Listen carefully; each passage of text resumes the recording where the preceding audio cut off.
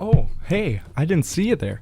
My name is Dallas Carlson, and today I will be presenting my research on what is known as the Great Terror in the 1930s under the Stalinist regime.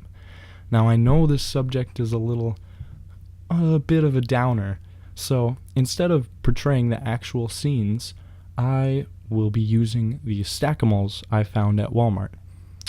Now, before we begin, please purge and execute that subscribe button down below and make sure the little bell icon is clicked. So you want to get notified every 4 years that I upload. Now let's dive into the journey of Stalinist Russia.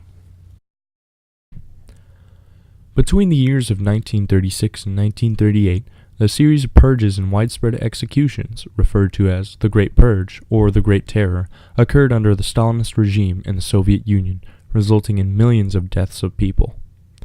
Attaining dictatorship in 1929, Joseph Stalin rose to power after Vladimir Lenin, the head of the Bolshevik Party, died in 1924. Soon after Stalin had assumed dictatorship, the Bolsheviks smelled something fishy coming from him. As this apprehension was brought to his attention, Stalin viewed such suspicion as a threat to communism, his leadership, and the Soviet Union as a whole. He became paranoid and mad with power. See? Just look at how mad he is. With this, his solution: eliminate all threats. This remedy was enforced by the NKVD, or the Communist Secret Police, and expressed through public trials known as show trials, in which those accused were forced to publicly admit to their crimes, many of whom were actually innocent. If you had an opinion, you were charged for treason. Joseph Stalin's wrath was indiscriminate.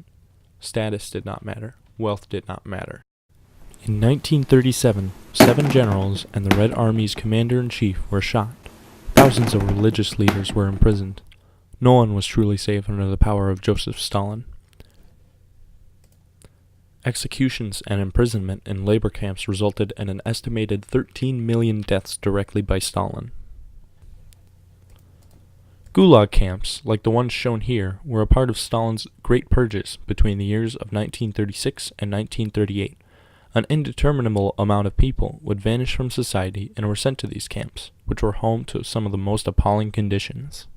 Most were subject to 14-hour workdays in unfavorable sanitary conditions in places like the mines, where fatal lung diseases occurred. Workers were seen as subhuman because those who died would be easily replaced by the inundating number of incoming prisoners.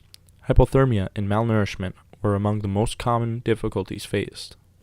Women endured even worse, as they dealt with much of the same labor as the men, and those who gave birth in the prisons had their babies taken away from them, and most likely never to be seen again. People reported that they would take execution over being sent to such labor camps because of the rumors and fear that spread around them. These camps thoroughly terrified the people in the Soviet Union, earning its revered name, the Great Terror.